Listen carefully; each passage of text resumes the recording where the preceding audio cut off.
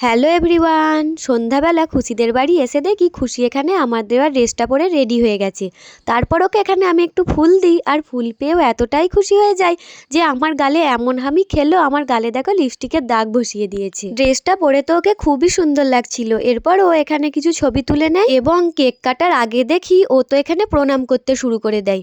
আমরা সবাই ওকে জিজ্ঞেস করলাম, কিরে তুই কাকে প্রণাম করছিস? ও আর বলবে কি করে, ও তো দেখি হেসেই আলা। তারপর অনেক জিজ্ঞেস করাতে বললো এটা নাকি এখন ট্রেন্ড চলছে। উজিয়ে দিকে দেখি ফুলের বুকে নিয়ে পোজ দিয়ে ছবি তুলতে শুরু করে দেয়। আর আমার দাদা ছবি তুলবে না সেটা আবার কখনো হয়?